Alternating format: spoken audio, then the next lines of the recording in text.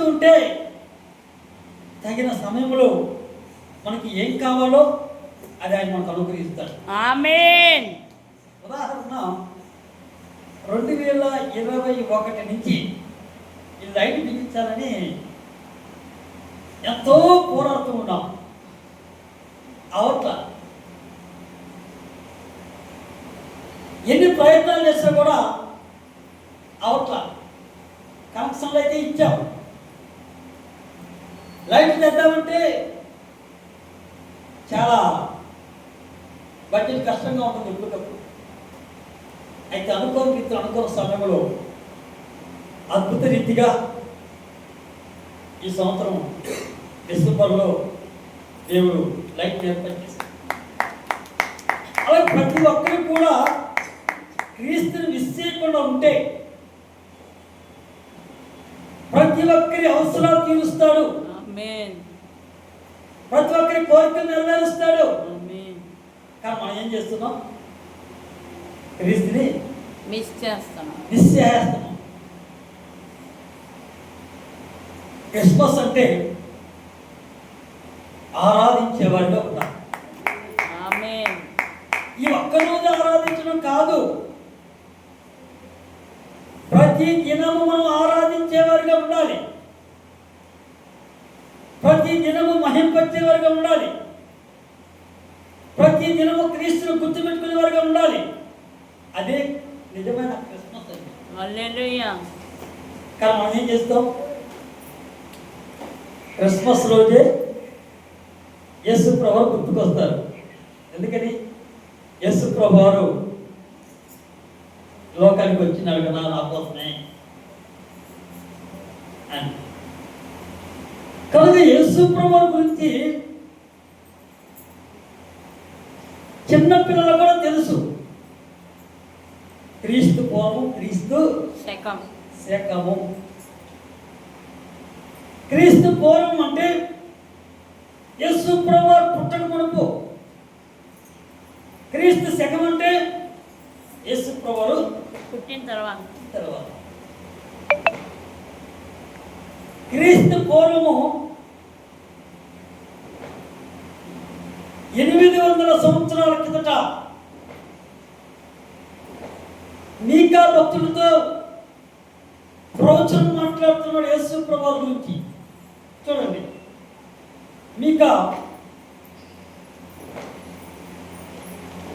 మీకా గ్రంథము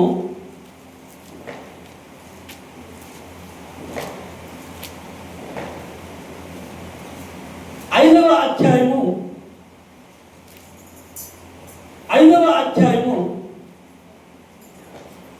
2వ వచనం చూద్దాం. బెత్లెహేము ఎఫ్రాతా యూదావారి కుటుంబములలో నీవు స్వల్ప గ్రామమైనను నా కొరకు ఇశ్రాయేలీయులను ఏలబోవువాడు నీలో నుండి వచ్చును. పురాతన కాలం మొదలుకొని శాశ్వత కాలము ఆయన ప్రత్యక్షమగుచుండెను. హల్లెలూయా. పురాతన కాలమునంట శాశ్వత కాలం వరకు, నిన్న నేడు రేపు ఏకరీతిగా ఉన్నవారు ఆయన. మనమైతే ఈరోజు ఒకలా ఉంటాము, రేపు ఒకలా ఉంటాము, మర్నాడు ఒకలా ఉంటాము, లెక్కలుంటే ఒకలా ఉంటాము, లెక్క లేకపోతే ఒకలా ఉంటాము. కనుక ఆయన ఎప్పుడు ఏకరీతిగా ఉంటాడు. క్రీస్తుని అంగీకరించే మనము, క్రీస్తుని ఆరాధించే మనము ఎప్పుడు ఒకేలా ఉండాలి. దేవునికి స్తోత్రం. హల్లెలూయా. అదే నిజమైన క్రిస్మస్. ఈ బెత్లెహేము అనగా రొట్టెల గృహము.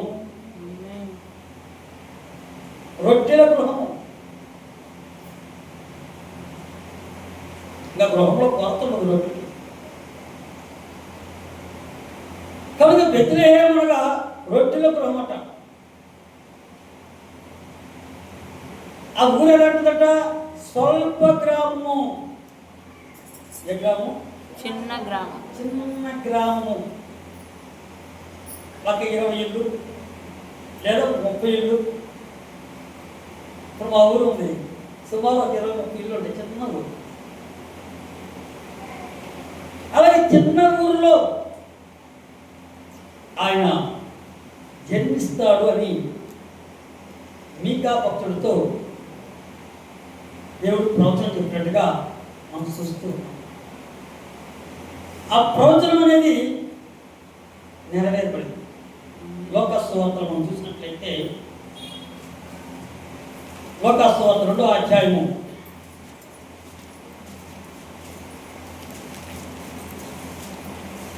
11 చూద్దాం. దావీదు పట్టణమందు నేడు రక్షకుడు మీ కొరకు పుట్టి ఉన్నాడు. ఈయన ప్రభువైన క్రీస్తు మన కొరకు. ఎవరి కోసం పుట్టాడు? మా కొరకు. నీ కోసం పుట్టాడు, నా కోసం పుట్టాడు. ఆయన నా కోసం ఈ లోకానికి వచ్చాడు, మన కోసం ఈ లోకానికి వచ్చాడు. ఆయన వెలుగై ఉన్నాడు, ఆయన పరిశుద్ధుడు, ఆయన యథార్థవంతుడు, న్యాయవంతుడు, సత్యవంతుడు. ఆయన వెలుగై ఉన్నాడు. కనుకనే చీకటిలో ఉన్న మనల్ని వెలుగులోకి తీసుకొని వచ్చేదానికై సృష్టించిన సృష్టికర్త అయిన యెహోవా దేవుడు మానవ అవతారిగా ప్రభువైన యేసుక్రీస్తు వారు వచ్చారు. దేవుడికి స్తోత్రం. హల్లెలూయా. కనుక నేడు మీ కొరకు, ఎవరి కోసం? మన కొరకు. మన కొరకు పుట్టాడు. ఈ తొట్టిలో పండుకొని ఉంటూ చూశారు. ఈ తొట్టి ఎన్ని సాధిస్తాం? మన గౌరవ ఉదాహరణ మన హృదయాన్ని సాధిస్తున్నా చూసుకోవాలి.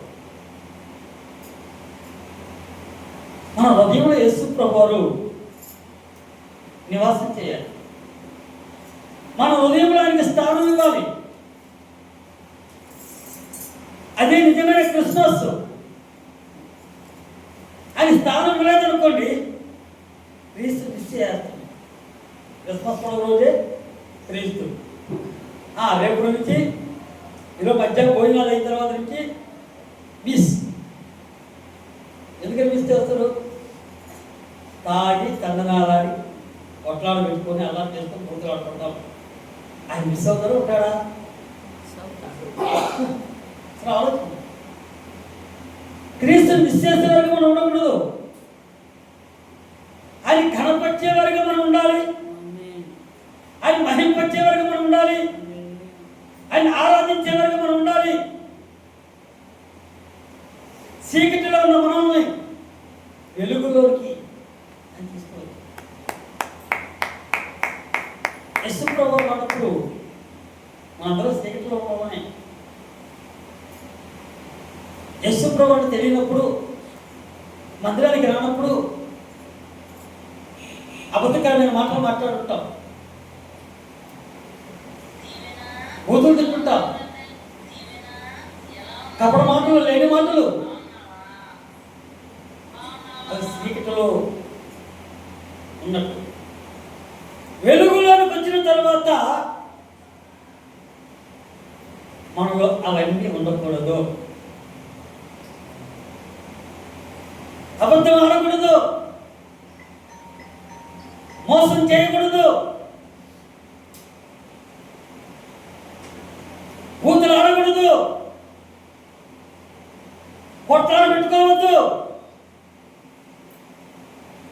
అందరితో సమాధానం కలిగి మనం జీవించే వరకు ఉండాలి. కనుక సమాధాన పరచువారు ధన్యులు, వారు దేవుని కుమారులు అంటారు. ప్రభువైన యేసుక్రీస్తు యొక్క కుమారులుగా మనం ఉంటే, కుమార్తెలుగా మనం ఉంటే సమాధానం కలిగి ఉండేవారిగా మనం ఉందాం. దేవుడిని సంతోషపెట్టేవారిగా ఉందాం. దేవుడికి ఇష్టలుగా ఉందాం. చూడండి, యోహాను సువార్త. ఆయన మన కోసం పుట్టాడు. చీకటిలో ఉన్న మనల్ని వెలుగులోకి తీసుకొచ్చేదానికై ఆయన లోకానికి వచ్చాడు. చూడండి, పేజీ నెంబర్ 88, 8వ అధ్యాయం 12వ వచనం. మరలా యేసు, ఆ, నేను లోకమునకు వెలుగును, నేను లోకమునకు వెలుగును, నన్ను వెంబడించు వారికి నన్ను వెంబడించు వారి చీకటిలో నడవక జీవపు వెలుగు కలిగి ఉన్నాడు వారితో చెప్పాను. యేసుని అంగీకరించే మనము, యేసుని వెంబడించే మనము చీకటిలో ఉండకూడదు. చీకటి దేనికి సాదృశ్యం అంటే సాతానుడికి సాదృశ్యం. సాతానుడికి సాదృశ్యం. సాతాను కుమారులు కాదు మనము, సాతాను బిడ్డలు కాదు మనము. దేవుని కుమారులమైన మనము, దేవుని బిడ్డలమైన మనము చీకటిలో ఉండకూడదు, వెలుగులో ఉండాలి. మనం వెలుగై ఉండాలి, మనం వెలిగించబడాలి. ఇంకా కొంతమందిని వెలిగించేవారిగా మనం ఉండాలి. దేవునికి స్తోత్రం. రాత్రి కాలం క్యాండిల్ సర్వీస్ చేస్తాగా ఇతరులకు వెలిగించేవారిగా మనం ఉండాలి. నశించిపోతున్నా వారిని రక్షణ మార్గంలోకి మనం నడిపించేవారిగా ఉండాలంటే ఇతరులకు మాదిరికరంగా మనం ఉండాలి. ఇతరులకు మాదిరికరంగా ఉండాలంటే మన క్రీస్తుని మిస్ చేయకూడదు. మనం వెలుగులో ఉండాలి. లోకంలో చాలా మంది ఉదాహరణ శరీరంగా చూద్దాం. రాత్రిపూట్ల హ్యాపీగా ఉంటారు, పగల పూట్ల హ్యాపీగా ఉంటారా? పగల మనకి ఏంటంటే అన్నీ కనపడతాయి. ఇప్పుడు జర్నీ చేస్తూ ఉంటారు, ప్రయాణాలు నైట్ ప్రయాణం చేస్తారు, ఏమైనా కనపడతాయి మనకి? ఏమి కనపడదు. అలాగే పగల జర్నీ చేస్తున్నప్పుడు ఏమవుతుంది? అన్నీ చూడగలుగుతున్నాయి. అలాగే మనం వెలుగై ఉంటే, వెలుగై ఉండాలి, ఇతరులకు మాదిరికరంగా ఉండాలి, దేవుని స్తుతించేవారుగా ఉండాలి, మహింపరిచేవారుగా ఉండాలి, కనపరిచేవారుగా ఉండాలి. అది నిజమైన క్రిస్మస్ అన్నాడు. నక్షత్రాలు చూసి జ్ఞానం వెళ్ళారు. ఎక్కడైతే ఆ యొక్క నక్షత్రం ఆగుతుందో అక్కడికి వెళ్ళారు. మత్తయి సువార్త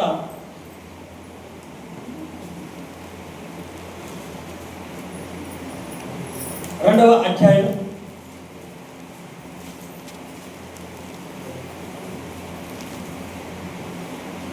10వ వచనం.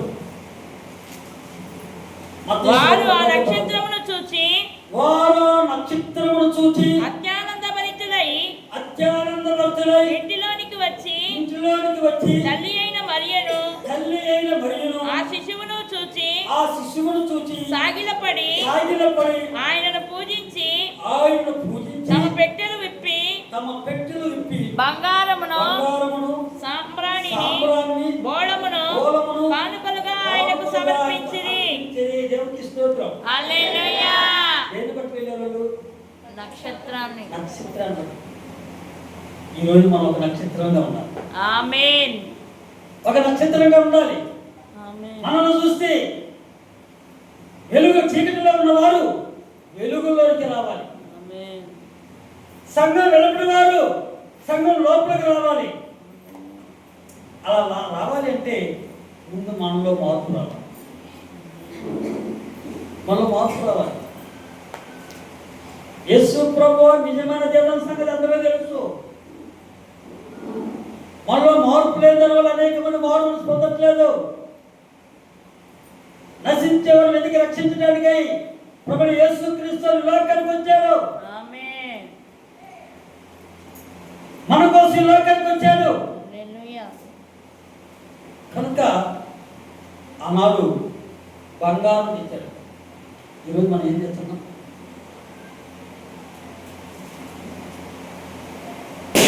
బంగారం దేనికి సాదృశ్యం అంటే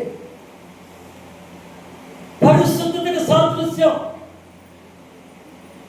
ప్రభువైన యేసుక్రీస్తు వారు పరిశుద్ధుడు, పాపము లేని వ్యక్తి, కల్మషము లేని వ్యక్తి, దోషము లేని వ్యక్తి. ఆయన పరిశుద్ధుడు.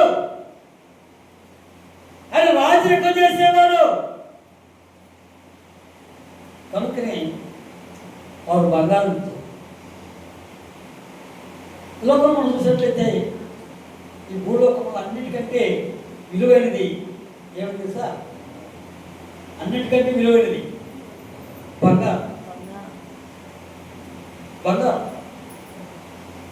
ఒకప్పుడు తులం 20,000, 10,000, 30,000 ఉన్నది. ఈరోజు తులం సుమారు 1,40,000. సుమారు 1,40,000 ఉంది. అంత విలువ దగ్గర ఉందా? బంగారు విలువైనది. కాబట్టి యేసుక్రీస్తు విలువైన వాడు. ఆమేన్. హల్లెలూయా. అందుకని కాబట్టి యేసుక్రీస్తు వారు అంటే ఆభరణమై ఉన్నాడు. ఆయన వెంబడిస్తే, ఆయన మనలో ఉంటే మనకు కూడా విలువ ఉంటుంది. ఉదాహరణ చూసినట్లయితే ఇప్పుడు ఎమ్మెల్యే ఉంటాడు.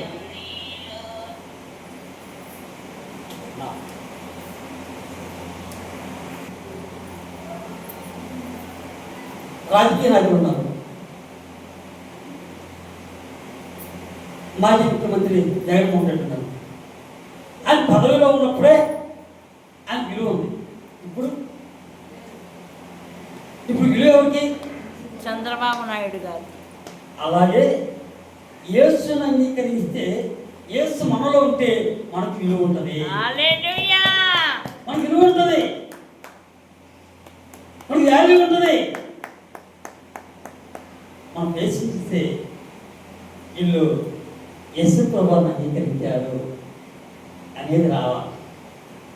అలా రావాలంటే యేసు ప్రభువు మనలో ఉండాలి. మన హృదయమైన తొట్టిలో ఉండాలి. పాడైపోయిన తొట్టి, చెడిపోయిన తొట్టి, వాసన వచ్చే తొట్టి. ఈ క్రిస్మస్ పండుగ సందర్భముగా మన హృదయాన్ని పరిశుద్ధపరుచుకునే వారిగా ఉండాలి. హృదయాన్ని శుద్ధి చేసుకునే వారిగా ఉండాలి. యేసు ప్రభువు హృదయంలో ఉండాలి. కనుక మిక్కిలి విలువైనదంట బంగారం. ఆ బంగారం రెండోది మనం చూసినట్లయితే సాంబ్రాణి. సాంబ్రాణి ఎవరు చేస్తాం? ఉదాహరణ, లోకంలో సంఘం వెళ్ళిపోతున్నారు. సాంబ్రాణి ఎవరు చేస్తారు? దేవుడికి చేస్తారు. యేసు ప్రభువు దేవుడు అని వాళ్ళు ఏం చేశారు? సాంబ్రాణి తెచ్చారు. ఈరోజు సాంబ్రాణి దేవుని సాదృశ్యం అంటే ప్రార్థన జీవితాన్ని సాంబ్రాణి. ప్రార్థించేవారిగా మనం ఉండాలి. ఏదో క్రిస్మస్ పండుగ రోజే కాదు, ఎల్లప్పుడూ ప్రార్థించేవారిగా ఉండాలి.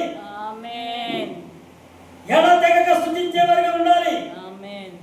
ఎడతెగక మహిమపరిచేవారిగా ఉండాలి. ఎడతెగక కనపరిచేవారిగా ఉండాలి. అదే నిజమైన క్రిస్మస్ అని. ఈ క్రిస్మస్ పండుగ రోజు మనం స్తుతిస్తాం. కొంతమంది ఈరోజు కూడా ప్రార్థన చేయరు. ఈరోజు కూడా ప్రార్థన చేయరు. కనుక ప్రార్థనా జీవితానికి సాదృశ్యం యేసు ప్రభువు దేవుడితో అని పోల్చి ఒక సామ్రాజ్యం, ఒక బోళం తెచ్చారు. బోళం దేనికి సాదృశ్యం? చెడిపోకుండా ఉండడానికి వస్తున్నాడు. యేసు ప్రభువు చనిపోయి తిరిగి మళ్ళీ పునరుద్ధరణవుతున్నాడు. హల్లెలూయా. చనిపోయి తిరిగి మళ్ళీ లేచారు చేస్తారు అని మరి ఏం చేస్తారు? బోళం తెచ్చారు.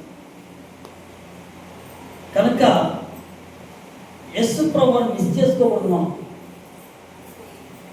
ఆయన మన హృదయాల్లోకి ఆహ్వానించే వరకు ఉండాలి. యెహోవా మీతో కూడా ఉండును. ఆమేన్. మనతో ఉండాలి, ఆయన మనలో ఉండాలి. కనుక ప్రార్థించేవారిగా మనం ఉండాలి. మహింపరిచేవారిగా ఉండాలి. ఘనపరిచేవారిగా ఉండాలి. యేసు ప్రభువారు చనిపోయి తిరిగి 3వ రోజు లేచారు. ఏ వాసన లేదు. కనుక మనం కూడా పరిశుద్ధత కలిగి జీవించేవారిగా ఉండాలి. పరిశుద్ధత కలిగి జీవించేవారిగా ఉండాలి. అదే నిజమైన క్రిస్మస్ అండి. దేవునికి ఇష్టలుగా ఉండాలి. నీకు వెలుగు వచ్చి ఉన్నది. యెషయా గ్రంథం 60వ అధ్యాయం త్వరగా ముగించారు. యెషయా గ్రంథం 60వ అధ్యాయం పేజీ నెంబర్ 620 మొదటి వచనం. నీకు వెలుగు వచ్చి ఉన్నది. లెమ్ము తేజరిల్లుము. తేజరిల్లుము. యెహోవా మహిమ నీ మీద ఉదయించెను. కనుక ఆయన వెలుగై ఉన్నాడు. తేజరిల్లుమంటున్నాడు. నీకు వెలుగు వచ్చి ఉన్నది. లెమ్ము తేజరిల్లుము. యెహోవా మహిమ నీ మీద ఉదయించెను. చూడండి 61వ అధ్యాయం పక్కన మొదటి రోజు. ప్రభువు యెహోవా ఆత్మ నా మీదికి వచ్చి ఉన్నది. దీనులకు సువార్తమానము ప్రకటించుటకు యెహోవా నన్ను అభిషేకించెను. నలిగిన హృదయము గల వారిని దృఢపరచుటకును, చెరలోనున్న వారికి విడుదలను, బంధింపబడిన వారికి విముక్తిని ప్రకటించుటకును, యెహోవా హితవత్సరమును మన దేవుని ప్రతిదండన దినమును ప్రకటించుటకును, దుఃఖాక్రాంతులందరినీ ఓదార్చుటకును, సియోనులో దుఃఖించు వారికి ఉల్లాస వస్త్రమును ధరింపజేయుటకును, బూడిదకు ప్రతిగా పూదండను, దుఃఖమునకు ప్రతిగా ఆనంద తైలమును, భారభరితమైన ఆత్మకు ప్రతిగా స్తుతి వస్త్రమును వారికిచ్చుటకును ఆయన నన్ను పంపియున్నాడు. యెహోవా తన్ను మహిమపరుచుకున్నట్లు నీతి అను మస్తకి వృక్షములన్నీ, యెహోవా నాటిన చెట్లన్నీ వారికి పేరు పెట్టబడును. చాలా కాలము నుండి పాడగానున్న స్థలములను వారు కట్టుదురు. పూర్వమున పాడైన స్థలములను కట్టుదురు. పాడైన పట్టణములను నూతనముగా తరతరముల నుండి శిథిలములైన పురములను బాగు చేయుదురు. హల్లెలూయా. పాడైపోయిన మనల్ని బాగు చేసేటట్టు లోకానికి, చెడిపోయిన మనల్ని, పాపములో ఉన్న మనల్ని,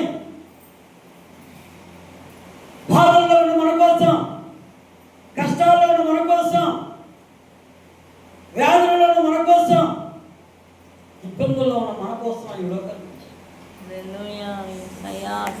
కనుక ప్రభువైన యేసుక్రీస్తు వారిని మనం ఆహ్వానిస్తే మనం ఎప్పుడు సంతోషంగా. ఈరోజే కాదు 365 రోజులు సంతోషం. 365 రోజులు సంతోషంగా ఉంటాము. బ్రతికినంత కాలం సంతోషంగా ఉంటాం. బ్రతికినంత కాలం సంతోషంగా ఉండాలి అంటే యేసుని అంగీకరించేవారిగా మనం ఉండాలి. యేసు మనలోనికి రావాలి. యేసు మనలో జన్మించాలి. అదే నిజమైన క్రిస్మస్. కనుక ఈ యొక్క క్రిస్మస్ పండుగ సందర్భంగా బలమైన విశ్వాసం మనకు కావాలి. బలమైన విశ్వాసం మనకు కావాలి. రక్షించను రక్షించకపోయినను రాజాని గొప్పవాడు అని షడ్రక్ మెషకు అంటారు. చూడండి దానియేలు గ్రంథం ఏమవుతుందో భగవంతుడు. దానియేలు గ్రంథం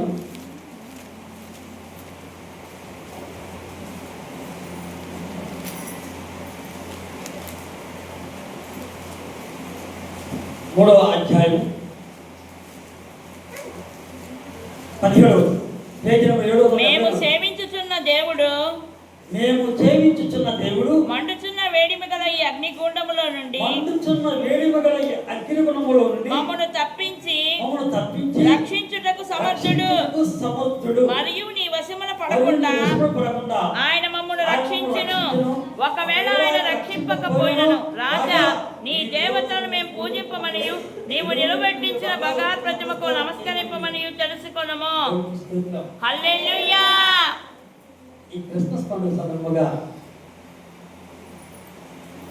ఇలాంటి బలమైన విశ్వాసం మనకు కావాలి. నేను చేసిన చేయకపోయినా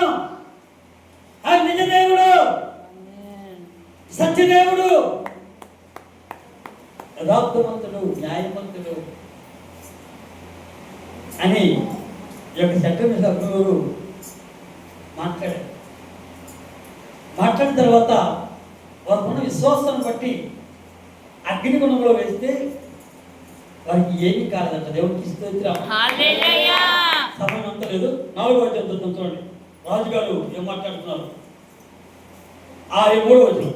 ఆయన సూచక క్రియలు ఎంతో బ్రహ్మాండమైనవి, ఆయన అద్భుతములు ఎంతో ఘనమైనవి, ఆయన రాజ్యము శాశ్వత రాజ్యము, ఆయన ఆధిపత్యము తరతరములు నిలుచున్నది.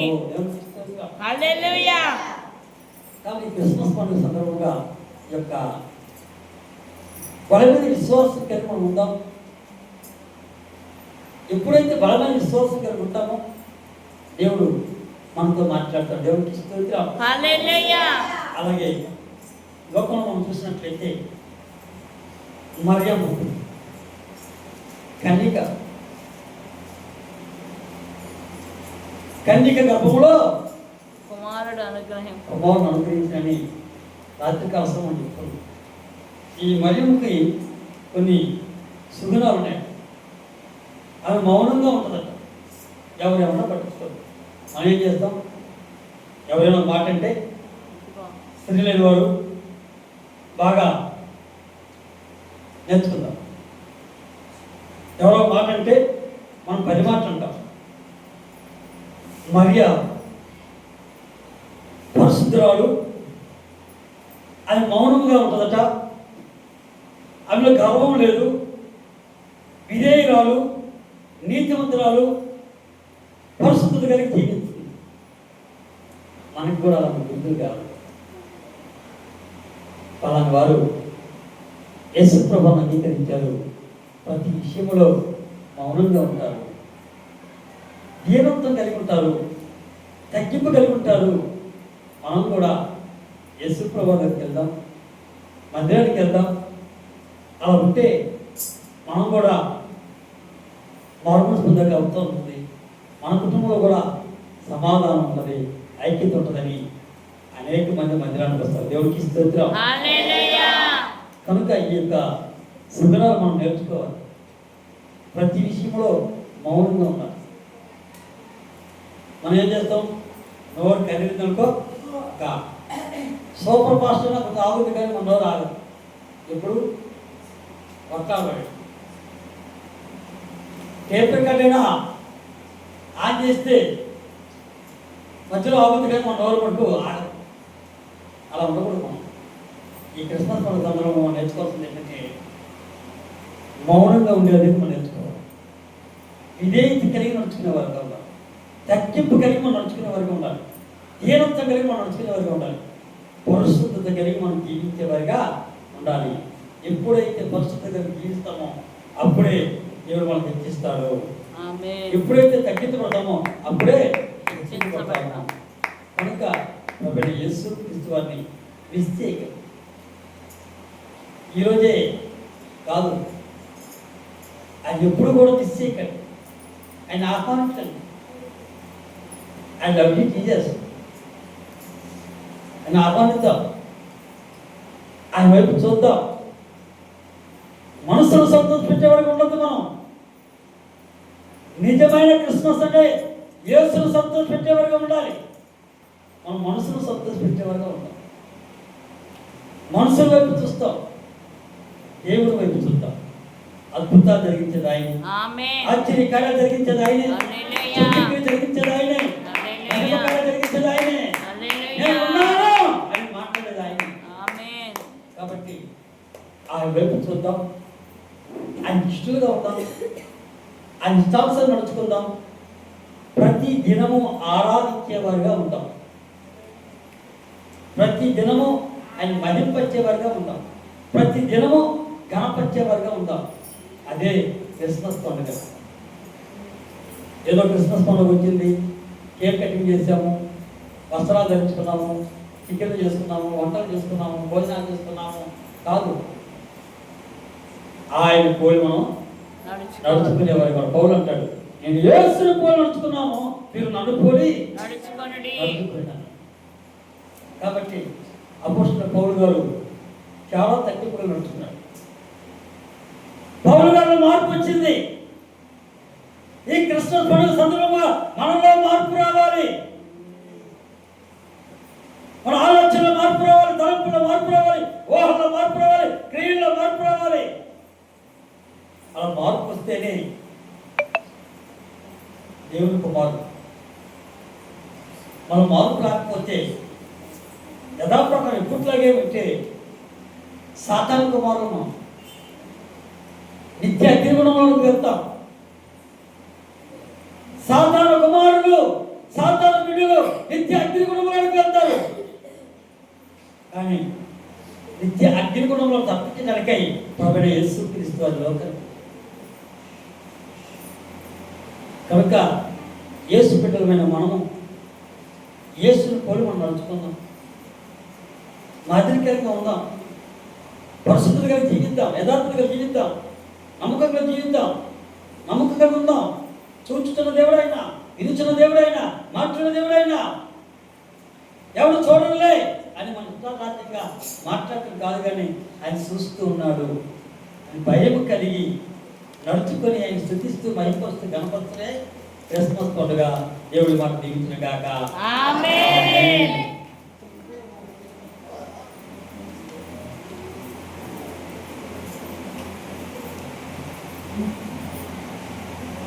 ప్రార్థన చేస్తున్నాం. అందరూ కూడా నేర్చుకున్నట్టయితే